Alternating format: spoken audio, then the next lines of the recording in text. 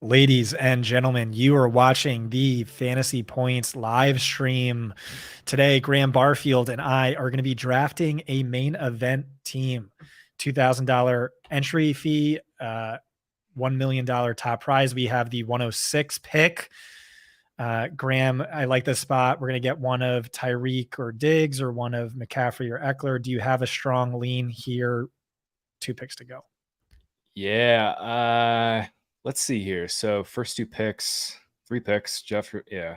So McCaffrey's gone. I've been going Hill here. He just went. So now we have the call. So Eckler or Eckler Diggs versus Diggs.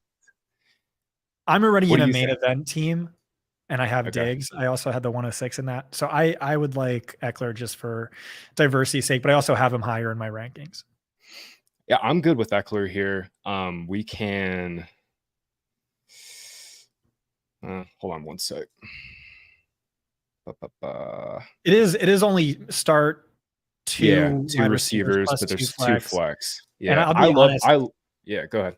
I like Eckler just as much as McCaffrey. You know, they're talking about scaling back Yeah. McCaffrey's workload in order to preserve him. His splits without Elijah Mitchell, not great. Eckler, I mean, like the guy's been the RB2 2 years ago, the RB1 last year. He's outscored Justin Jefferson over the past 2 seasons combined. That PPR floor and ceiling is massive. So I feel pretty good about that pick. Yeah, and I like structurally building around Eckler. I'm with you. I have McCaffrey and Eckler back to back. I never really got to the point where I flipped them, but I was with you the whole way. Like they're very, very close in terms of projection. But I love building around Eckler in the middle of the draft here because now we have an anchor running back and we got flexibility for the rest of the draft. Only issue with this is there are going to be some round 2, round 3 running backs I really like. Rashad White, James Conner, I think are 2 of the most mispriced players in fantasy. And they're pretty badly mispriced on this side as well. Ladies and gentlemen, if you're watching this live, let me say a few words about FFPC. This is my favorite site to draft on. Tight end premium format. I absolutely love that. 2 running backs, 2 wide receivers, 2 flex. Doesn't make wide receiver as OP. It's a tournament format, so you have a chance at winning $1 million if you win your league. The 12-team league, you get some prizes, and then you get entered into this bonus tournament round where there's prizes for 5th place, 13th place, 100th place, and obviously that big top prize. We are drafting 2 picks behind us is Abib. And I love his pick here. I love He's been on 2 bars. We're all big Abib fans. He won the Football Guys Players Championship in back-to-back years. I don't know that anyone's ever going to match that feat. So he's won over $1 million in prizes throughout his career. So we get a tough draft for him. And Abib is a loyal fan of both of ours and of Fantasy Points. So I wonder if he's listening right now. So, we might have to be careful about the players we hype up. Yeah, we're not going to tip picks for sure, but Abib picking around this is not great. He took Garrett Wilson at 8, which I love. Take your guy there. That's where this spot now without Cup, man, it kind of just like once Eckler and Diggs go, it's kind of like get your guy at 8, 9, and 10. If you got Bijan higher, I'm cool with Bijan at 8. If you got CeeDee Lamb higher, I'm good with CeeDee Lamb at 8. But yeah, man, Garrett Wilson, get your guy at 8. It's gonna be interesting to see what he does here on the back. And how this turn goes, because Scott, a lot of these drafts now where you're seeing Chubb and Pollard go around the turn, that wasn't typical like even a month ago. I think everybody's just kind of rightfully pushed those 2 guys up. I know you and I are both super high on Pollard and Chubb, but Chubb's my RB3, so yeah, extremely high end. Yeah, we got Garrett Wilson and Nick Chubb in a draft last night, paired at the 12-13 turn. So, yeah, so Abib definitely has the advantage over us in this. He knows ADP like the back of his hand, where I'm honestly not too familiar, just because typically I'm drafting like 12 teams in FFPC. Just been a little swamped with content and other obligations. So I have one Fantasy Pros team, one main event team that I co-drafted with Abib. We went super zero RB in that. And this is my other one. So typically I like looking down and I know who's going to be there around there. Here are my targets. That's how you should approach every fantasy draft, but I'm a little unprepared But hoping for the best, and two of the sharpest minds in the industry, if I could say that. So I think our chances of winning $1 million are right up there with anyone. Well, I know you've been busy, man, but I feel good about where I'm at. I've been doing a ton of drafts. On Did this FFPC? draft. Yeah, well, no. In general, I did a draft last night with Joe and Tom. We drafted 12. It was a Fantasy Pros championship, so I feel pretty good. I mean, I just did this draft last night. I haven't done a main event, but yeah, man, this is interesting here. What one of these two teams is going to get Pollard? Yeah, he didn't go Bijan. Yeah, so one of these two teams is going to get Pollard. Really nice start in the second round. Yeah, this is kind of disappointing to me that all the wide receivers are I off kind of the expected board, it. Yeah, which leaves I kind us of with expected it. looks like running back Yeah, there it is. as my top value. I mean, we don't have to I go that route. see. These are my I rankings. see. Yeah, I see a few guys here. There's my thing with Josh Jacobs is if he never held out, he'd be the 107 in this format. And now you can get him round 2 easy. Yeah. He's also the top 80. Oh no, that's Derrick Henry. I like the top receiver you have in the queue better. Okay, well, he's off the board. Do you have any interest in Mandrews here? Oh, I think that's interesting. I think that's I would take him over the backs, man. We've got Eckler. Like we've got our anchor. Like, my thing is, I don't know that I like him more than Darren Waller though. But we can take him if you feel strongly.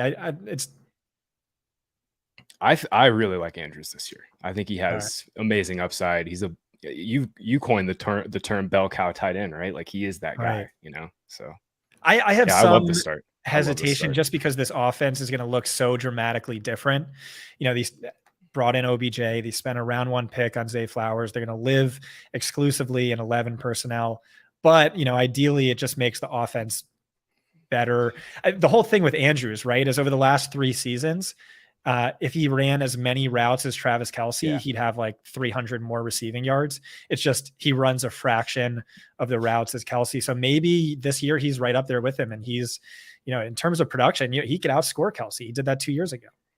I'm with you on that. Kelce is obviously higher in my ranks, but I think the probability that Andrews outscores Kelce is a lot higher than most people think.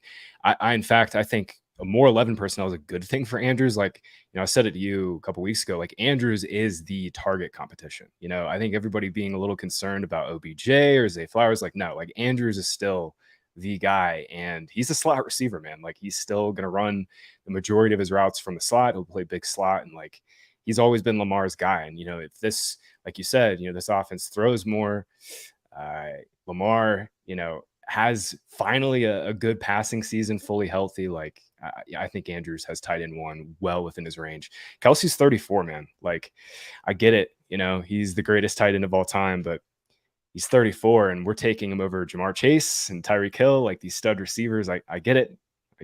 It's tight end premium, man. But I think there's some more risk in Kelce's profile.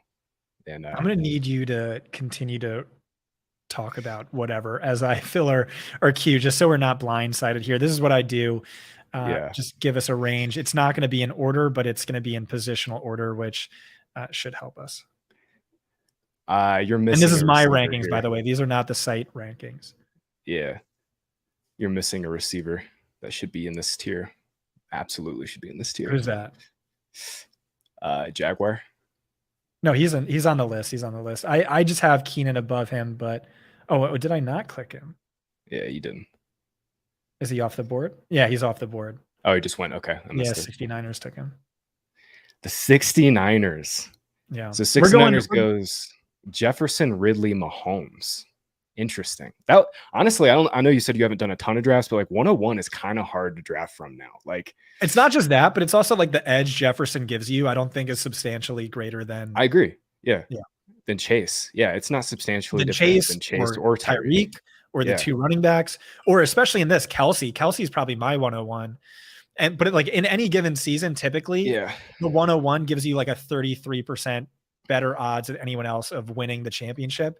This year, to me, it feels like, I don't know, 2%. I mean, I'm not saying I faded Kelce. I've just said the whole offseason, like you should be taking Jefferson, Chase, and Tyreek for sure ahead of him. And then the backs are a debate. And I think Diggs is a debate.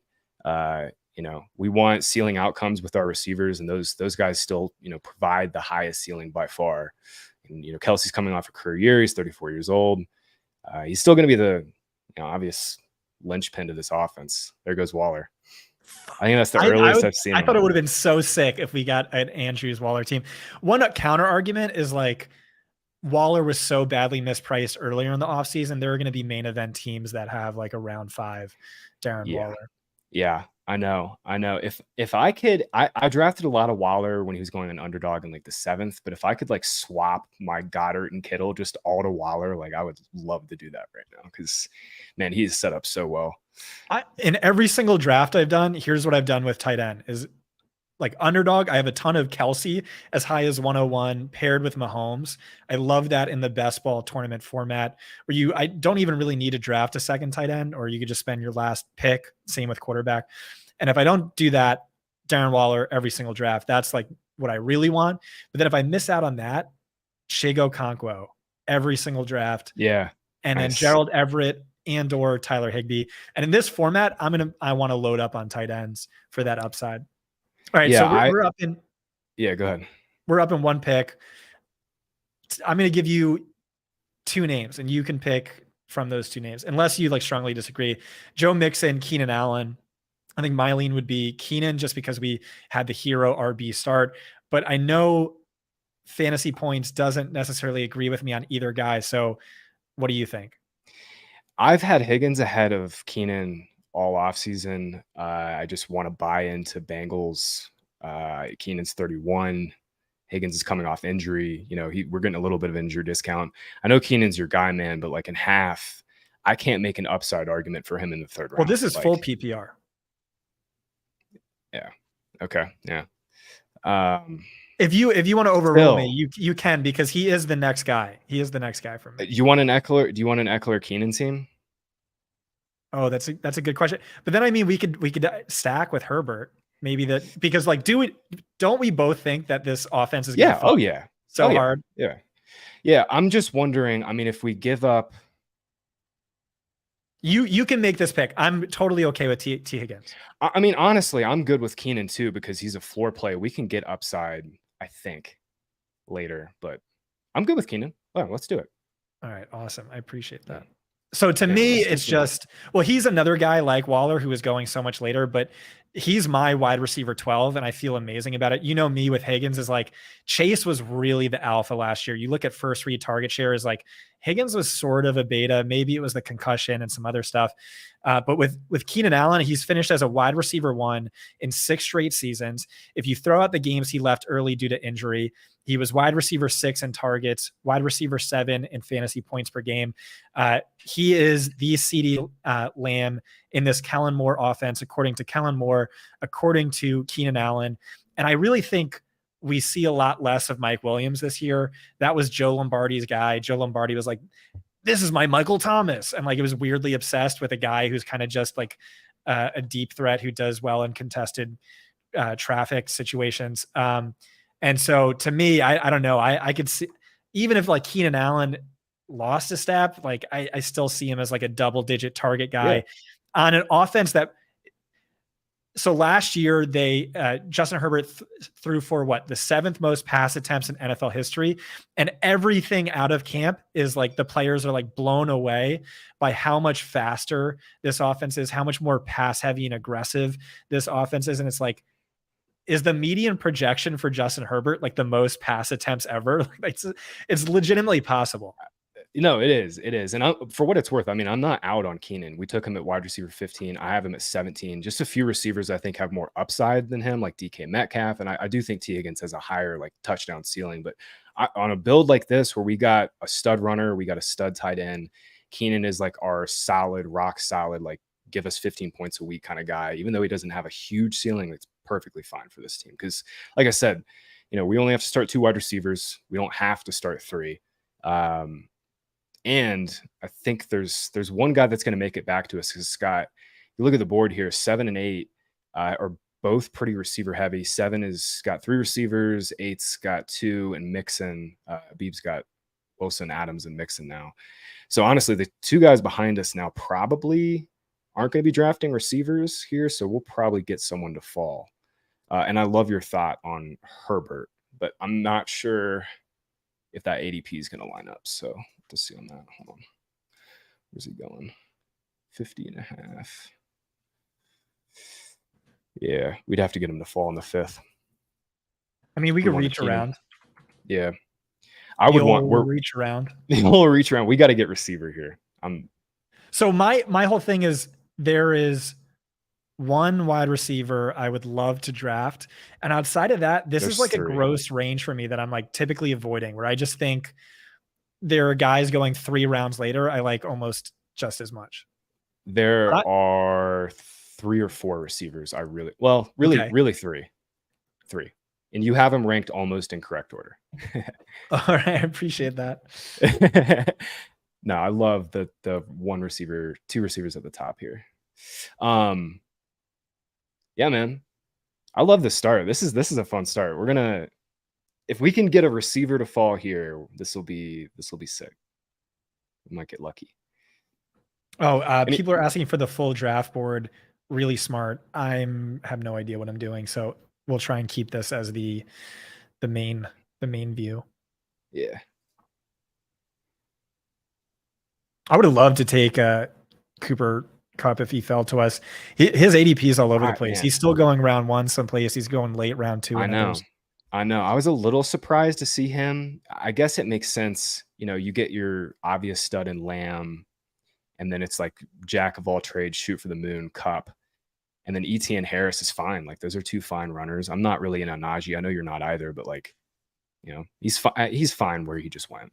I like the names that went ahead of him more. Joe Mixon's finally. I have Najee behind James Cook, behind like a lot of crazy names. I have Najee. I've had Najee around like Ken Walker all off season. He just strikes me as like, okay, the guy behind him's better. You know, he'll get the volume for sure. He'll probably get the touchdowns, but like, I think he strikes me as a dead zone back way more than like Dameon Pierce or, you know, Aaron Jones ever did. I still like Aaron Jones. So my worry with him is he doesn't get the near end zone work. So we could grab Justin Herbert. We didn't get lucky on the receivers here. I'm not taking any of the guys that we have in the queue. Yeah.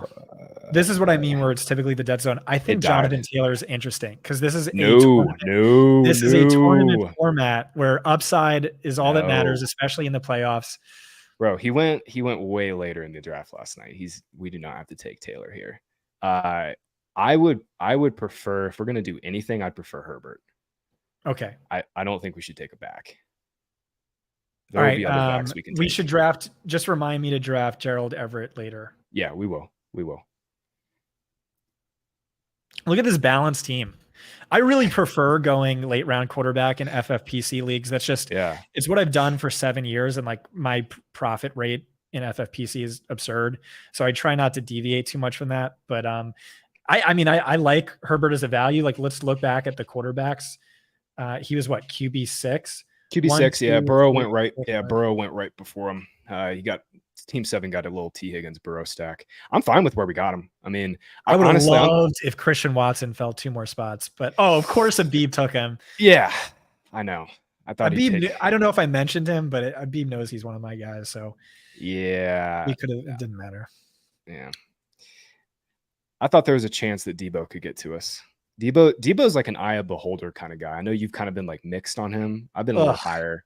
He's one of those guys where like I keep trying to pinch Ayuk and Debo closer and closer. Same with like Terry McLaurin, Jahan Dotson. Same with, I could see Ayuk being the leading receiver. The one thing Debo has is the manufactured touches where he's just going to be like always X amount of targets that, you know, Ayuk isn't. But I do think like you hear Brett Whitefield talk about Ayuk and you think he's like a top 5 wide receiver in the NFL. Dude, he's a baller. It's just, you know, the roles have been massively in favor of Debo, like you said, because of the design stuff, because Debo's, you know, a wide back or whatever.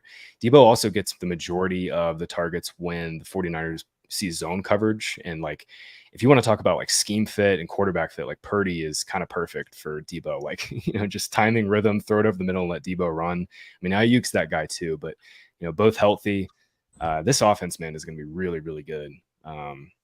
it's gonna be really, really good. I've actually drafted less McCaffrey than I thought I would. I was in on McCaffrey last year. Obviously, we lucked out with the trade and everything, but with everybody healthy, they're gonna they're shooting for Super Bowl, man. Like, McCaffrey obviously still has great upside, but I've been taking the receivers over him all year. In this format, I'd definitely take Kelsey ahead of him. And like you said, you've got Eckler ahead of him. So yeah, I've kind of, the one guy in the Niners I've been drafting less of is McCaffrey. I've been drafting more Debo and Ayuk for sure. Is there a chance Justin Herbert is the fantasy QB1 this year? Hurts or Allen, I think, would have to get hurt, honestly, but he could be QB3 or 4. Like, Hurts and Allen just have that legendary, crazy rushing upside in a way that Mahomes doesn't have either. I think, Lamar probably has a higher chance, but Herbert could definitely be QB2 or 3 for sure. Yeah, and even if he's like QB4, it's still very well within the range of outcomes that like the most potent offense is the Chargers. Yeah, no doubt. We could have the RB1 straight up in fantasy, Eckler, the tight end 1 straight up in Andrews. We've got a rock solid receiver in Keenan. Pray for his hamstrings, man. I'm telling you, put together a candlelight vigil tonight. Do a prayer service for Keenan's hammies, because right now, I mean, we're living thin. If Keenan, I think he's a lock to be a mid-range wide receiver 1. Or that's his upside, with like the floor is wide receiver 12, assuming full health. Yeah, but like this is a format, right? The tournament style format where you do kind of want to embrace risk a little bit. Mike Williams, round 5. For sure. And over. So we're back to Jonathan Taylor. What are you talking about? Yeah, no, Mike Williams is fine. He's okay at wide receiver 24. We're back to Jonathan Taylor, Graham. What do you think? No. We have to there's a receiver here. If we don't draft, I'm going to scream at you, and you have an RQ, so we're good. Okay. Right. Yeah. No. We can't take Taylor, dude. I actually, let me look. Let me see where he went last night. Hold on. Legitimately, that would be my vote. Just for, I mean, you listen to the Adam Schefter interview with John on the Fantasy Points podcast, and like, there's a really good chance he just doesn't play at all this year. I was talking to Aaron Wilson, though, who thinks, like he doesn't have a choice but to come back week 5. I don't know. It's definitely a lot of downside, but I don't think he has a choice to come back week 5 either, but like, there's so many what ifs, dude. It's like, what if he gets hurt again? What if, he doesn't, he tweaks his hammy and doesn't play again for the rest of the year? Like, he's trying to do is total season. And by the way, Taylor went 603 last night, RB23. So where do you go? 603 RB23. Interesting. Maybe he falls to 607. Although 605 is a Beeb. He could.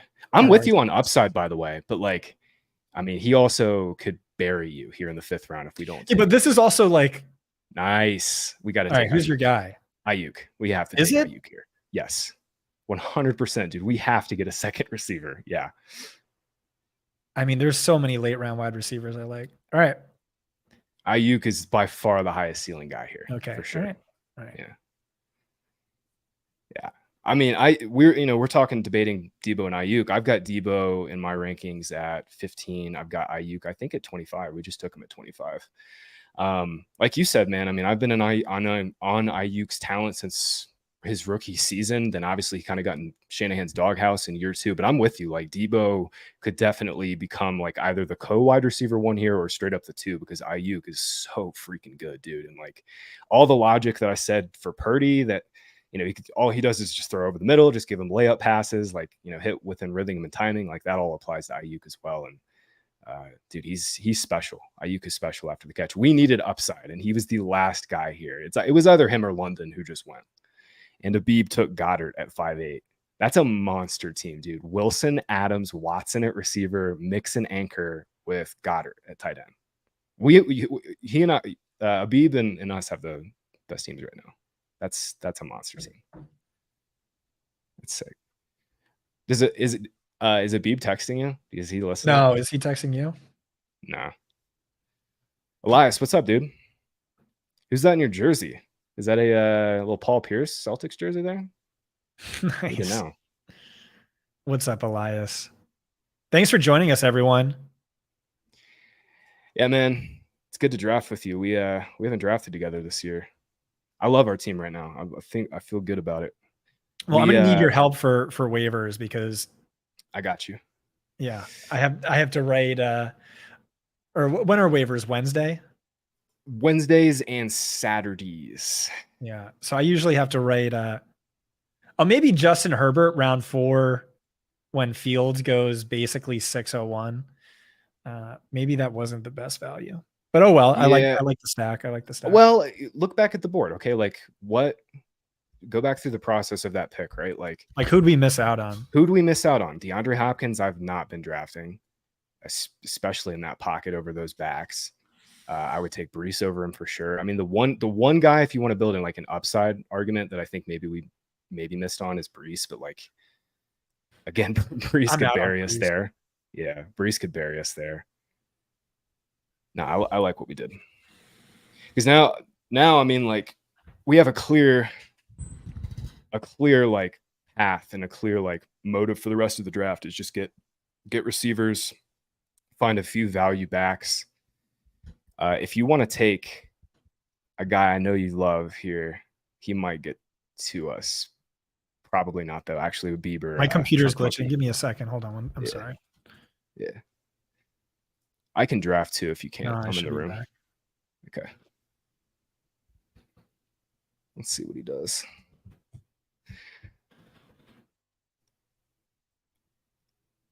Oh, there goes Taylor 6'3" again.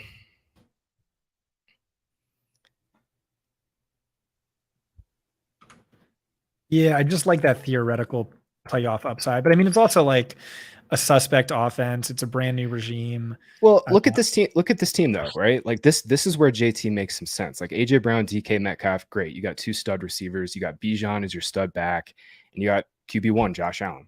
Perfect. Like you can definitely insulate yourself scoring wise here if JT doesn't play. And obviously until midseason or at all. But yeah, upside. That's the right process and the right team for JT.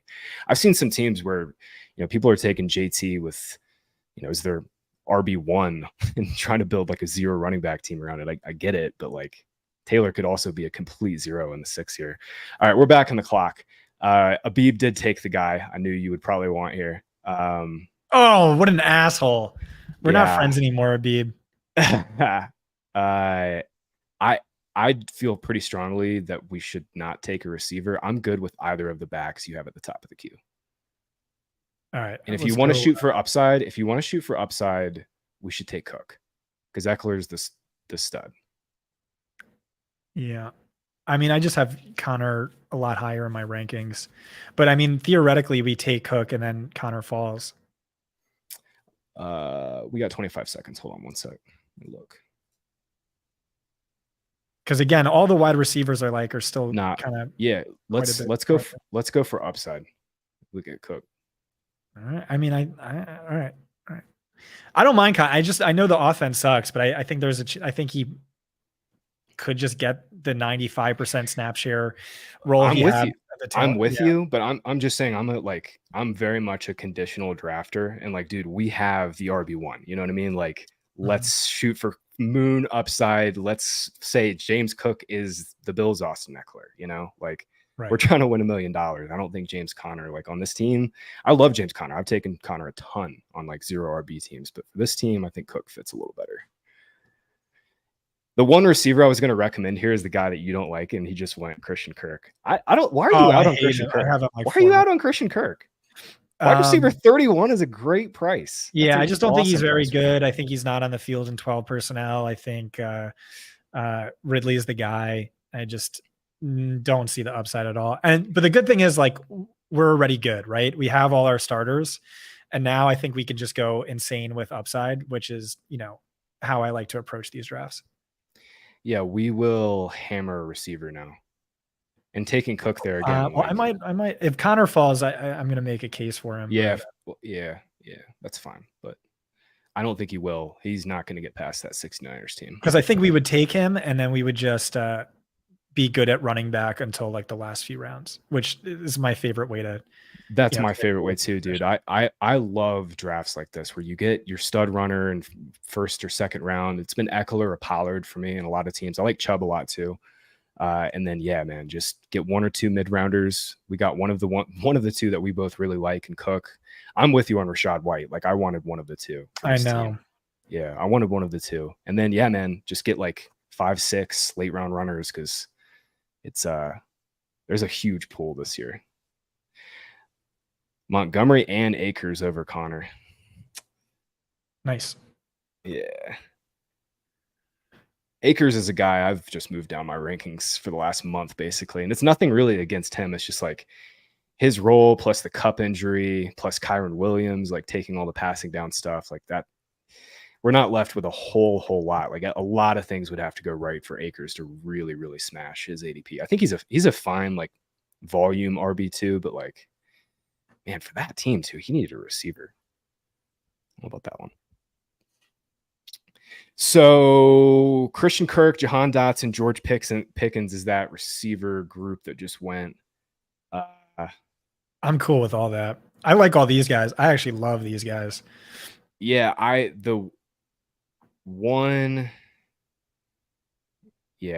good honestly with any of those guys, and I like your order. I'd have the guy at the bottom higher, and that'd probably make you happy. I put him over the guy in 8th, but that's me. But we won't have to make that call here. We'll get somebody else.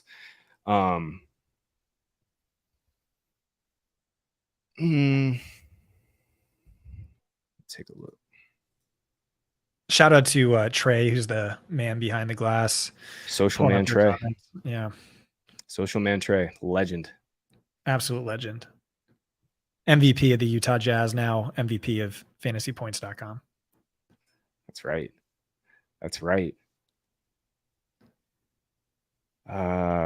Okay. Damn, I will say this has been a speedy draft room. Much appreciated. There's only been a few guys sitting on the clock.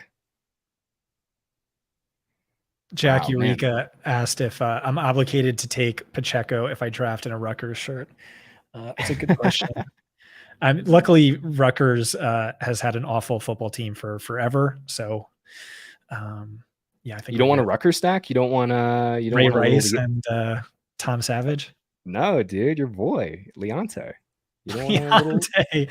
That is my boy. All right, so we're good. Pacheco and Leonte. Yeah, we're good. Connor or Gabe, and I am like ecstatic. You can take one of those, and I'm still going to be ecstatic. I prefer Connor just because easily the last of the running backs. Like, are you gonna feel good about Kamara, DeAndre Swift, Pacheco, Dalvin? No. Honestly, I don't mind Pacheco later. But I'm good. I'm with you. I always want to clear out if it makes sense like this to clear out a running back tier before the receiver tier. So let's see what this guy does. JSN here, man, a wide receiver 35. That's spicy. I wanted him in the 8th round, but damn. Full PPR. I don't know about you. There goes Pittman. I feel strongly about Connor too here.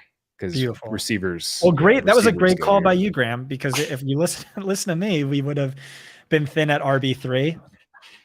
Hey, Connor as a flex RB3 is great. And I'm with you. Like I'm look at what we're doing, Graham. Look at what we're doing. Yeah. We're setting the lineup. This is nice here. I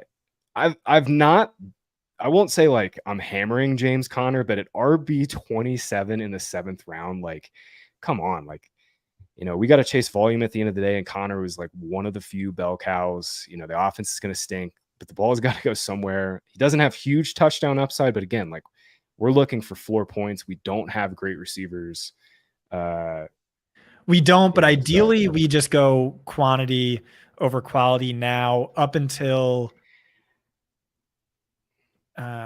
10th round. We start looking at tight ends and we just aim for upside, right? We have the floor in Keenan and Ayuk with theoretical upside as well. And like Hollywood Brown is a great high floor play. Like that team is going to suck ass, but they're going to be, their defense is even worse. They're going to have to try and move the ball.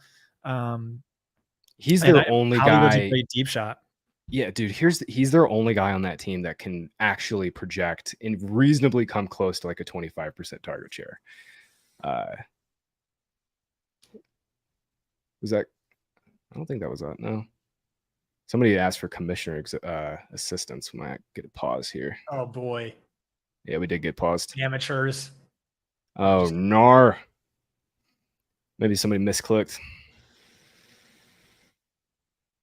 Was it a beep? Yeah. Or it might be the guy on the clock. I'm not sure. No, it's a beep. Oh, okay. He's LFG, right? Yeah. I'm gonna say that's what you get for sniping us from Rashad White, but I'm gonna mess with him. God, that's tilting. That was tilting. I really wanted him there. Well, let's see what our team would look. Okay, yeah, that would be nice. Yeah. Rashad's a tier above James Cook for sure. For sure. Yeah. I think if anything, the one pick I would actually want back would be that Herbert pick, and we would have just had to like set the market on a receiver. But I mean, that was tilting, right? We lost out on Watson. Watson. Every single draft. I would have wanted Debo. I would have wanted Debo or Watson there. I mean, I thought for sure Debo would get back to us. Yeah, I'm really not a Debo guy, I'll be honest. But yeah, every single draft I'm in, Watson goes within 2 picks of me. Every single draft, which maybe like is just the fantasy gods saving me from myself. I don't know. I don't think so. But I've been drafting dubs more, just like on the theory that the fantasy gods are saving me from myself, right? Like Watson just gets bracketed every single play and dubs eats. I'm actually way more concerned that Love's not going to be able to hit him because Watson got open deep on two. I mean, he got wide ass open both times. Love underthrew him the second time, and the first time the safety did make a good play on the ball, but like Love's got a really strong arm, man. But his accuracy is a little scattershot. That's for sure. He's no Aaron Rodgers. I know he is no Aaron Rodgers, no mustachioed man. Have you watched Hard Knocks at all? I did. I watched it all. I thought it was great. It's been pretty good.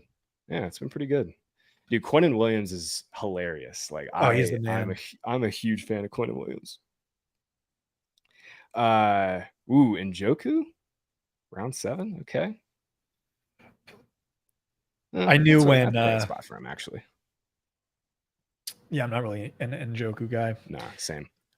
I knew when it was going to be Hard Knocks with the Jets. I knew Garrett Wilson was going to creep up to round 1. Yep. And not only round 1, he's now a mid-round 1 pick, dude. It's crazy. I mean, I wouldn't take him over St. Brown, but I'd definitely take him over Lamb. Wow. Okay. I mean, it's the Kellen Moore thesis, right? That's what her team is based on, right? And Kellen Moore. Well, yeah, all right. So you're not totally with me on this. You're not totally with me on this, but on what? Because you like Dallas. You like. I'm kind of off Dallas. Oh. I love Pollard, really. I won't say I've like drafted a ton of Lamb, but I just love Pollard. Like, I just top 3 ceiling outcome. Like, you know, you and I talked about this a bunch, but like his role with Zeke gone is just massive, especially in the red zone. Like, just giving him like a quarter of Zeke's XFP in the red zone would have taken him from like RB9 to RB5 or RB6. Like, yeah, I just think Pollard's such a smash. He profiles like a back who should be going at the turn, and he's now going at the turn, but he was going in the 2nd round all offseason. And of course, he went 204 here. Amon-Ra Pollard is like, that's such a dream start, dude. But wow, Dalton Schultz, baby. Tight end thirsty in the corners here. This is why the best time to draft is August. That's when the fish come out and play. So your ROI is at its highest. When you're drafting in June, it's you versus a bunch of Abibs, a bunch of Sharps. But when you draft in August, it's like 1 Abib and then 4 fish. And so instead of competing against 12 pros, you're basically competing against like, I don't know, only 7 teams, right? But yeah, so this is what you should do. Today's show is sponsored by FFPC. Please go out and get your FFPC team. Today, check Twitter for the link. We would appreciate that. I don't know if we get a referral bonus or something, but go through that link on Twitter and draft a main event team today. If you're a serious fantasy player, this is the GOAT league to draft. Like, this is what all the legit people play. For sure. Alex P. Keaton took Pollard at the 1-2 turn. Yeah, I'm maybe not as high on Pollard as you are, but I do like him a lot. The whole thing is just Kellen Moore got fired from Dallas because, quote unquote, Mike McCarthy said he just wanted to run up the scoreboard when I just wanted to run the ball to rest my defense. Dallas led the league in running back rushing attempts last year. There's no Ezekiel Elliott.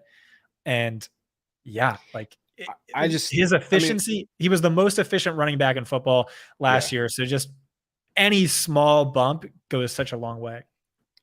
Abib didn't want Evans at 7'8", but he got him at 8'5". That's funny. Nicely done. Hey, baby, McCarthy's a donkey, man. But like, you look at his history, and like, he's been nothing but pass heavy. You look at the Cowboys personnel, and like, they're clearly an 11 personnel team. Yes. Did we nice. Get Gabe Davis? Smash no him. way. Yeah, smash. That's amazing. Very nice. Oh, we're killing it, dude. Very, very nice. We are absolutely crushing it. Wide receiver 39 for Gabe, man. We have the best starting lineup here right now, and it's just going to get better and better. We're going to start butting heads a little bit more, I imagine, coming up. But well, dude, I mean, the only one I really had to fight you on was Ayuk. Oh, hey, when you feel that convicted, like your conviction plays hit at an inordinately high rate. So I always feel good when you feel. Well, you know, like I said, I'm a dynamic drafter, and for this team, we needed some upside, and now that looks really good. Gabe here, dude. Here comes the receivers because they're all gonna go right here. Yep. We'll get a few backs, but most of the receivers that we had in our tier, that's okay. We're gonna go. Yeah, but we got the best one. We're gonna get one at least. I'll keep adding guys just in case there is a massive run. I'm gonna add. Not yet, actually. Let me take a look at the tight ends. I'm gonna add this guy in here. Keep trying to add guys. They're all gone. Yeah, wow. I wish I had like 3 draft picks here because I really like a bunch of these. Yeah, we might get one of them though. Because 69ers has just one back. Team 3 has 2 backs, so we'll see. Oh, actually, there's a guy I really like in this format. Don't listen to me, Abib. Well, he's at an airport, so maybe he's not tuned in. He's drafting in an airport right now? Elijah off the board. Yeah, that's what he said in the chat over here. Damn. That's some. He snipes me on Justin Ross. We are not friends anymore. I'm never going over his house. How many teams do you have Justin Ross on? 100%? No, but definitely more than anyone else, but not 100%. I was drafting a live stream yesterday with Neil Orfield over at Stochastic. We're going to be doing a Saturday DFS show together, talking GPP theory and leverage plays and contrarian plays.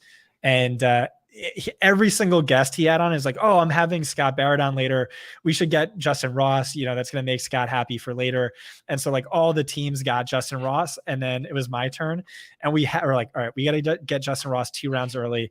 All right, this is the spot. We're going to get him. He goes the pick in front of me, and I had a legitimate meltdown on I lost. Dude. Oh my God. Well, you're gonna look good because he will probably start by the end of the year.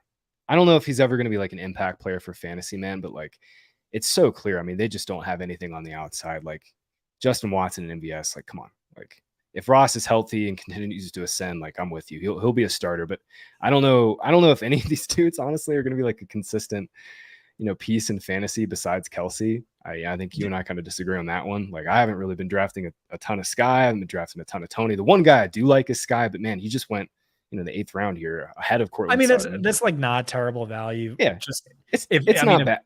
If Kadarius can't stay healthy, like that's an amazing pick. And like Kadarius can never stay healthy. The big thing for me is like there are teams that just lie incessantly, like the Rams, the Seahawks. The Chiefs like don't lie. Like Brett Veach, Patrick Mahomes heading into his sophomore season was like, this is the best player I've ever watched in practice. This is mind blowing. But they said for the receivers, they're like, Justin Ross is going to start off as a package player, but hopefully he can do more than that. We're really optimistic, really excited. He did great. Sky Moore, he's going to be a starter for us. And like, we like him a lot. We're expecting a big year 2. And then Kadarius, they're like, well, he's our wide receiver 1 as soon as he's healthy. And we're pretty bullish. So that's how I'm kind of viewing it as well, where it's like, if Kadarius is healthy, that's the guy. If not, it's Sky. And maybe Justin Ross, like becomes a starter at the halfway point and kind of blows the doors off of everyone. If Tony stays healthy, he's the guy. I'm with you. Another thing is, that's the biggest question. What if Michael Thomas stays healthy? Dude, I have Michael Thomas well ahead of Tony in my rankings. Yeah. Okay, so here, unfortunately, can I just veto you just because I have Tony as a must draft player? Love his upside. I have him. I'm sorry. I have him wide receiver 23. All right. I have him wide receiver 23. I have Michael Thomas wide receiver 37. I am sorry. I just have to do it. I have to just stay true to my rankings, and I'll make it up to you by giving you some picks later. I mean, he definitely has more like touchdown upside for sure, but like, hey, Thomas went right after. Fuck.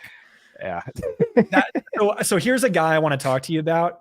What are your thoughts on Van Jefferson? Because based on what Adam Kaplan was saying, like he might be like Robert Woods 2.0. Van sucks. We don't want him. Okay, got it. Smart. Okay, nice. He's you know what we really want here is we really want a kicker. Graham, what are your thoughts on I want Cowboys D. I want Cowboys D in round 10, yeah. baby. Yeah. No, their running backs dead here. I mean, we'd have to. Oh, I feel so blessed to just be done at running back. I know, dude. So that Connor pick looks great now, but I will say there's a receiver I want here, but there's a tight end in our queue that might be. Yeah. We'll talk about that later. We'll talk about that later. He might actually get back here. Look at the corners here. They got. No, looking at ADP, he should get back. Oh my God, I can't believe you freaking drafted Kadarius Toney. You know what? This is the first team I have Tony on. So hey, if he hits, this is the biggest team. Whatever, you know, it will look like geniuses. Honestly, at wide receiver 46, he's completely fine. I haven't. Wide receiver 50, but I mean, I feel so amazing, Graham. I see in the next 2 or 3 rounds, I see like players who can legit start for us every single week, like easily within their range of outcomes. So I don't feel weak at any of these positions. Tony's our wide receiver 4. So like that is an amazing upside pick. And if he doesn't pin out, we're good. We have Gabe Davis. We have Brandon Ayuk. Here's the thing about Tony's like, I know when he's on the field, like you tell me he's suiting up week 1 and like, yeah, I'm going to like Kadarius Toney as a wide receiver 3 probably. But like, that's the thing is like, he'll probably play 7 games for us this year and score 8 touchdowns. And it's going to be great. They'll all be like highlight reel worthy touchdowns, but he misses week 1. He comes back week 2. He only plays 40% of the snaps. Week 5, he plays 80% of the snaps, but gets 160 yards. From that point until the next 4 weeks, he's a top 5 wide receiver in fantasy, and then he gets hurt. And that's probably what happens. And then people are gonna be like, "You told me to draft him." I'm like, "Well, I can't control for injuries." And they're gonna dude, he's like what we used to say about Deontay Johnson. He's either gonna get 8 targets or he's gonna get hurt. Like it's the same thing with Kadarius Toney. Like when he's on the field, he's gonna get targets. Like with Deontay, it's double-digit targets. With Kadarius, is like he may only need 6. Yeah, and like he's gonna get those shovel. He should theoretically, like maybe he's just too injury prone, but he should get those shovel pass touchdowns. When you and I were first talking Chiefs, whatever it was in like May, I had the same thought. It's like he's their Jerick McKinnon. Like if everything goes right, like they'll want Tony in that McKinnon role. In which case, like, holy shit, Tony has 8 to 10 touchdown upside if he stays healthy for even like 13, 14 games. So like I'm with you on the upside with Tony. And where we got him is fine. You know, we've got 2 really good receivers that we're gonna feel comfortable starting every week in Keenan and Ayuk. And then Tony is, just the pure upside one championship guy, but like I gotta admit I've not been drafting a whole lot of Tony, but where we got him is fine, and we are definitely looking good here. Laporta, Tua. I'm invested in this team, Graham. This is this is a great start. So we are going to have to be talking every week, plotting waivers. I got you. No trades in this league, folks at home. Yeah, unfortunately, but yeah, dude, I'll be on top of waivers. I like that there's no trades. Are you kidding? Like I don't, because like in home leagues, I just It's the don't dumbest have the thing. time. Like I'm writing all this content to like spamming trade offers, but there are guys who just like TJ Calkins, the world's best trader. So every league I'm in is he finds the biggest moron in the room, trade R's him until there's like nothing left of his team. And now he has this juggernaut. And he's just like, Dude, well, bro, you should have sent him offers. I can't stand trading with TJ for that reason because he's so impossible to freaking negotiate with. This is why he's my partner on all my dynasty teams. I gave up like a year ago with him. I'm like, dude, I can't. He does it in every league, and everyone is like ecstatic. They're just like, oh, thanks for that was a great trade. And like, I'm like, TJ robbed you blind. Why are you so happy? Bro, we're gonna get one of the two here. Okay. And I don't think it'll be the tight end because let's not mention here. Just because we're running pretty good. I don't want to jinx it. He should go right here. Yeah. No trades because of the amount of money in the line. So like two people can kind of they could collude, obviously. Collude. Yeah, you could collude. Rig it. Could rig it. Okay, how is he not smashing this guy here? Oh, damn. Yeah. Yep. I will say I've had a ton of success in this league punting on tight ends. I punt on tight end. Oh. Okay, so here's the debate. Conquo. Here's the debate, Van or Chig, because it's definitely Chig. You think so? Oh, for sure. Incomparable upside. Like okay. I wouldn't be shocked if he's a mid. For this team though, look at our receivers just real quick. No, exact. I think Van falls. Let's see. 120. So Chig is the next tight end. I also want Everett, by the way. Okay, yeah, Chig. Let's go Chig. You're right. Nah, let's go Chig because it's and then like look at where tight end's about to die. I just looked at my ranks. 180 gram. We can wait on that. No, tight end's about to die. Let's take Chig. And we can still get Everett too, our guy. Yeah. This is what I'm saying, Graham. Like all the value you were hoping to be there if everything hits, Chig will be like our top flex play. No, that's what I'm saying is like I see him as like a flex starter. Yeah. And that's the great thing about the two RB, 2 wide receiver, 2 flex. We have 4 wide receivers we feel good about. We have 3 starting running backs right before the tier just totally died and it's all RB2s on their own team. Yeah. And so can we roster it again? Yeah, it's looking good. Look at this. I was a little surprised Laporta and Komet went over Chig. I think you can make an upside debate for Laporta, less so for Komet. I mean, there's another. I do want to load up on tight ends late. There's 3 tight ends that I like. Later. How do you feel about Musgrave? Yeah, that's one of them. I like Ferguson, and I like Juwan Johnson too. Oh, okay, that's definitely one of John's guys. I don't like him over Everett. I'll say that much. But if Everett, especially for this team. Yeah, Everett should be in our queue. I hope you. What's your FFPC? Dude. Raheem Mostert at 10-9 is nice. Oh, that's I totally forgot about him. But we wouldn't have taken him anyway. I wouldn't have wanted him on this team. But that's nice. What about A-Chain? Dude, I know you're lower on him. He's just tiny. Well, I mean, I'm higher on him now because the whole thing is like the 49ers offense is like notoriously difficult for running backs to learn. Yeah. So I have a hard time imagining they bring someone in. Fournette, Hunt, they both suck in outside zone. So they might just be forced into, 66% of the carries to Mustard, 60% of the targets, plus the rest of the rushing work for A-Chain. And he's like this explosive threat. Probably not a league winner from either one of them, but good value at this range. Yeah, no, I mean, that's the thing though, is like if Mostert gets hurt again, man, like A-Chain he'll have to be thrust into that role. I mean, the Dolphins have a super unique run game that's like super unique to them. Like they value speed over pretty much everything. Wilson is like obviously their one guy in between the tackles that kind of does like run zone, but he's obviously got juice too. All right, guys, hold on. I suck ass at promotion. FFPC, use promo code POINTS, POINTS, promo code POINTS, and you'll get a free $25 promotion to use in a best ball draft or maybe off your main event team. Use promo code points. Trey, if you're listening, might be too late, but if you can kind of put that up somewhere on the screen, that'd be great. If not, no worries. That's on me. Bad a promotion, but promo code points. There you go.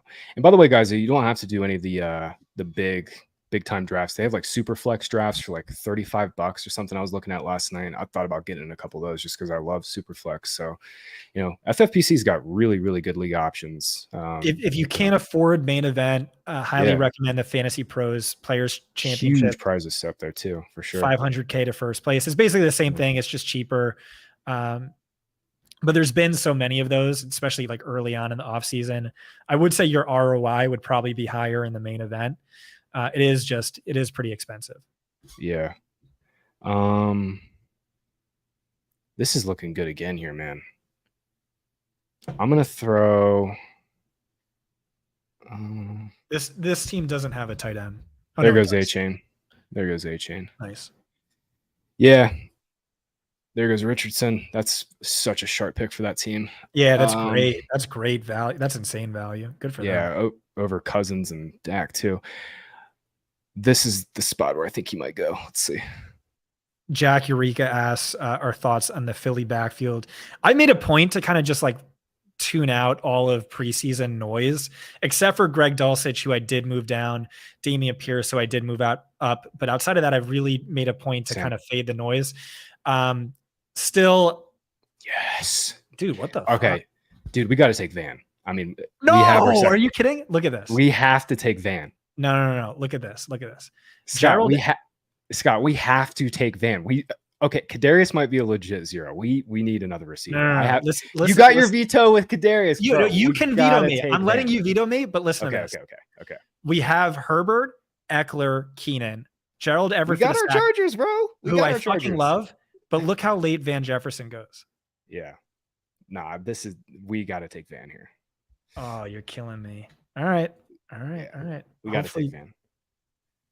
Dude, we cannot take our third tight end. There are other third tight ends that we can get later. I love Gerald. That is my favorite. You sold me. You're the one who sold me on him. That's my favorite pick of the draft right there. Van? Yeah. All right. Dude, for this team, that's huge because like I am always afraid of receiver depth. Like this is a very out of character team for me. I always take receiver in the first 2 rounds, like at least one. And I get it, it's FFPC. We got Andrews, he kind of counts for that. But Van Jefferson, if Cooper Kupp is unfortunately unable to stay healthy, he had another setback with a hamstring. Like Rashad Penny is still available. Yeah, no, Rashad's been falling. Van could get 120 targets, like easy. Thoughts on Eagles backfield real quick. My play has been all off season. I don't mind Swift when he gets into the 80s. I'm not chasing him. I'm not going to chase him up the board. Penny's been the guy I've been drafting most, but that's mainly a best ball take. Like there's going to be 5 or 6 weeks where Penny just drops hammers. And then there's weeks where Penny's going to score 5 points and you're never going to want to start him. Gainwell is ironically like my favorite season long play. It's like, okay, he's the cheapest. If Swift or Penny don't stay healthy, like again, he's the cheapest and he could easily slide into one of those 2 roles. He's like the one guy on that team that can kind of replicate both roles. He can play in passing downs and he's okay in short yardage. I've been drafting Penny still though. And I mean, he's going to go RB 48 in this draft probably. Like, so we might get him here, but there goes Juwan and Luke Musgrave. So so my thoughts on Penny is like, it just made the most sense for him to fill that Miles Sanders role. Yeah. Like arguably the best early down workhorse in football when healthy. He's just never healthy like Kadarius. And so to me, I saw Swift as somewhat redundant to Kenneth Gainwell. And this is a team that's going to have amazing game script. It has the best offensive line in football, hypermobile quarterback who doesn't target running backs. So Penny seemed to be the guy for me, but I can't just totally tune out the noise. I thought it was bullshit when he said he was going to get cut for Sermon. No way. Dude, that's ESP for you, baby. I do think it is going to be a gross 3-way committee on offense where the quarterback runs and vultures all the touchdowns. It probably will. And I'm with you on that. But the cost of entry is so low with all these dudes. Like Swift in a normal, I mean, let's see tonight, where do you go? Round 7, perfectly fine. RB 29. Dude, like you cannot tell me that Swift does not have upside as the RB29 off the board. Like Penny gets hurt. Yeah. Dude, if Penny gets hurt, like, okay, Swift's now the goal line back and he's the passing down back. Are you ready? I like him more than Zeke, Damian Harris, Jamal Williams, Tank Bigsby. Penny? Yeah.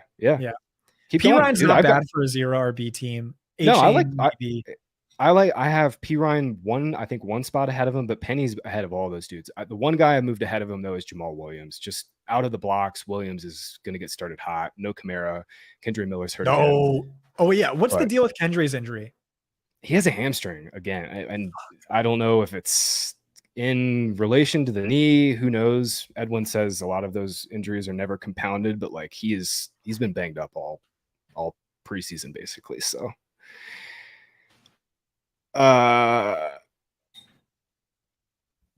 you know what? We might get Scott. We're going to get him because unless one of these guys wants a third tight end, we're going to get our guy. Right. Because everybody here 8 through 12 has 2 tight ends. Nice. Well, I think that's what you do in this format is because tight end premium is such a cheat code. It really makes sense to gamble on these tight ends. Do you want to go? I mean, either 3 players I feel amazing about. So this could be another thing, Graham, where you saved me. Where if we took the guy I wanted, we wouldn't have been able to get Van, and now we got both. Yeah. We hold on a sec. Look. We might want to take the back because it's dead. Like after he goes, it's like truly dead. Right. So maybe we take him, but let's see. The thing to argue against that though is like you only need to start 2, and I feel we have 3. We feel 3. Amazing about. Yeah, exactly. Yeah, I'm with you. You're talking about flex upside. I don't know that. No, I don't know. I'm with you. One more time, promo code points, $25 off. FFPC. Again, this is like, sure, these sponsor us, but I've been saying this for years, like maybe even back when NFFC was our sponsor, but FFPC is my favorite place to draft on. This is where the big boys play. So much fun. And if you follow our advice, you should really make a lot of money here because I always do. Yes, sir. See what Abib does here. Because he's probably thinking the same thing we are. There's 3 guys here that's just like kind of obvious.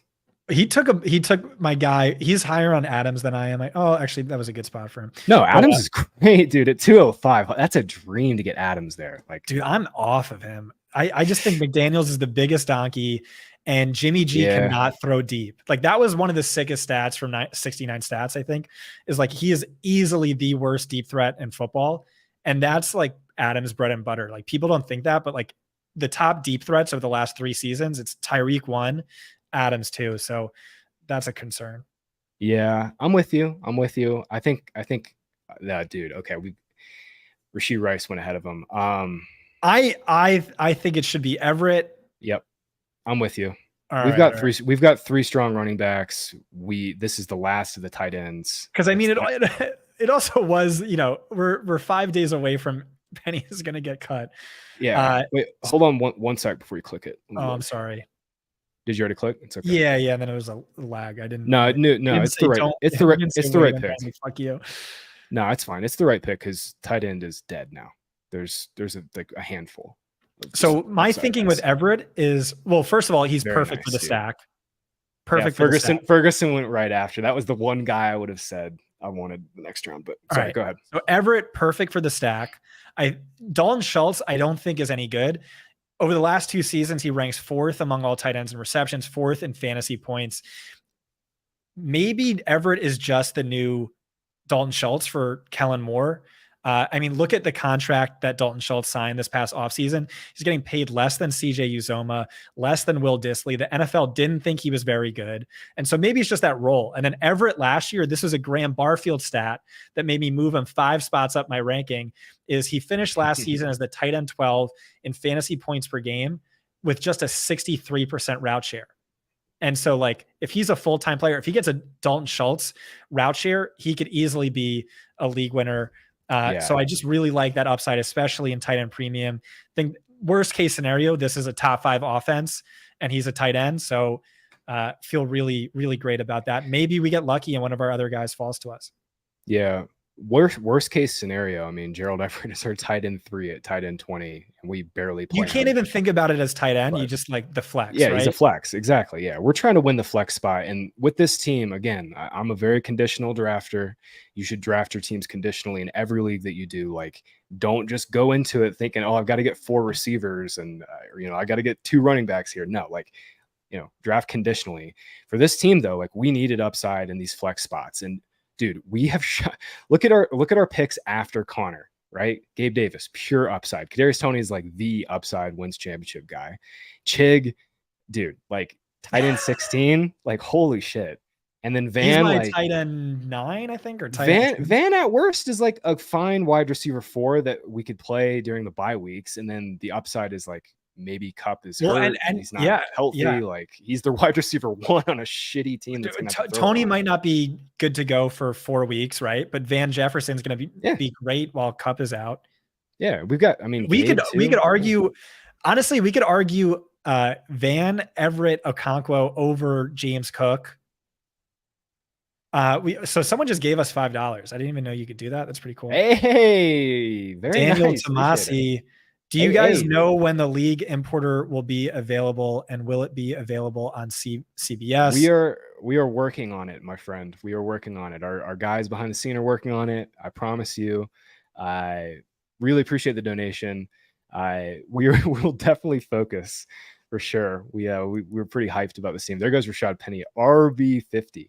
That's Daniel, crazy. Yeah, we will have CBS. I actually saw a screenshot from our developer today. I mean, personal note, please get off of CBS. What are you doing? Please do not draft on Bro, CBS. Yeah, dude, it's bad. People do it, and I bet you Daniel does it because you pay for CBS, and it's like the worst. Yeah, I get it, but his league history is probably on there, and it's a bitch, right. To keep, to migrate or whatever. But Daniel, thank you, dude. Appreciate you. Really, really appreciate that. An old man's league.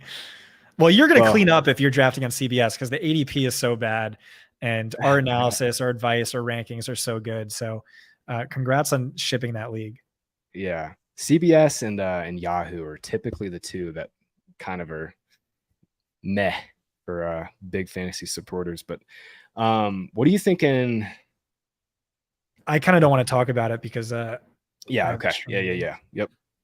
I see a guy here. Jonathan Mingo off the board. Mingo's interesting. Yep. Oh, so you were talking about conditional drafting. So my Scott Barrett's draft guide, draft plan, whatever it is, I do my rankings and they're positional rankings, and everyone gets mad at me because I don't do overall rankings. And I don't do all overall rankings for 2 reasons. One, because it is such a pain in the dick to like, I moved one running back up 4 spots. It takes me an extra like 30 minutes to adjust the overall rankings. But the big reason why is because I'm like Graham. I am a conditional drafter. Like, what do you have Christian Watson over Darren Waller? And it is entirely dependent. Well, did you take a wide receiver in round 1? Then I want Darren Waller. Did you not? Okay, then I probably want Christian Watson. And so all throughout the article, people don't want to read this. I get it. But like, I tell you kind of how to navigate that. And so that I'm with you. Everything like conditional draft, like just beat that into your head. That is the way to do it. Yeah, man. And it's one of those things where it's also especially true in best ball, like, especially true with team stacking, use those conditions in your head, like knowing, okay, I got Eckler round 1, we can come back. Damn. Oh man, that's a great pick. Fuck me.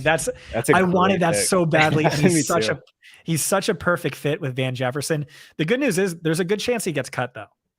This is like a deep roster league, but like I'm telling you, he's going to be cut in 50% of these leagues. Here, we're back on the clock. I feel really strongly about Mims here. Wait, whoa.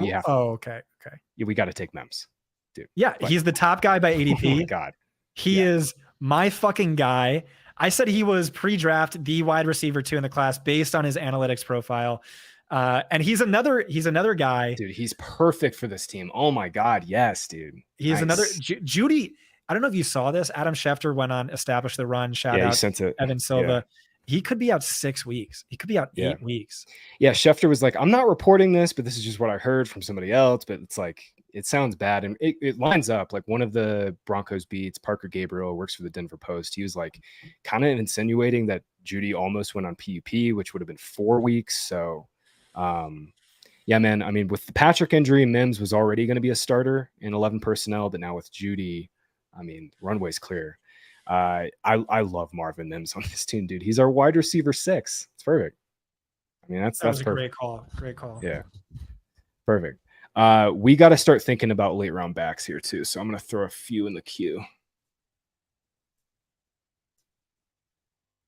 I like the top 2 you got in there. Who else? Him. Yeah. I was on the phone with Aaron Wilson earlier today. He said Robert Woods looks extremely cooked, and he thinks Tank Dell is probably the wide receiver you want. Yeah, I mean Woods' efficiency has been awful for back-to-back years now. It makes sense. I mean, they drafted 3 guys that could all play his role. I think Woods was like strictly like, we need some veteran mentorship for these young guys. Like, so he's kind of that guy. I'm a big Jerome Ford guy. Are you still on Gus Edwards? I am. Yeah, I think I put him in the queue. Are you not? Are you out on him now, or something happened? No, I like him. Okay, good. There's just been a weird amount of hype for who's the other guy they got? Justice Hill. Yeah, he sucks, dude. Yeah, I know. Yeah, I still like Ford. I do think the hamstring injury is a lot worse than we probably knew. If there's one theme from training camp this year, it's that the beat reporters just don't want to report on injuries anymore. But yeah, they brought in Pierre Strong. Definitely kind of take some of the Ford steam out. Should take Sean Tucker because maybe Abib saved us from Rashad White and we just don't know it. I threw Sean Tucker into my ranks 2 weeks ago, the very bottom, but he actually has a little life here. But not here. There's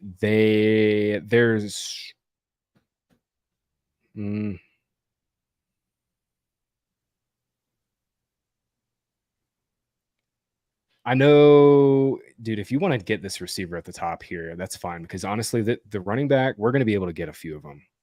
The question would be Kendra or Ross. Kendra was one of my guys throughout the draft process. I think if you did yards created, you would love him.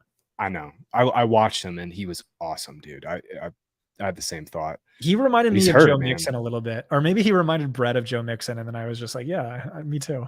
Well, he's thick. Like he's thick, and Mixon. He also might have been one of the best speed score running backs in the class. He couldn't test because of the injury, but they have these things right now where you like watch it on tape and then you track it using AI or something, and he was like right up there with A-Chain, which is like insane. That is insane. And he's like 30 pounds heavier, 40 pounds heavier. I'm going to be obnoxious on Twitter. I hope I don't jinx this, but I'm going to tell people to tune in because we just drafted the fucking $1 million winner. The nuts. Now we can't pump it too much. That everybody's going to get hurt. But this is looking good. Hold on. Let me look at the board.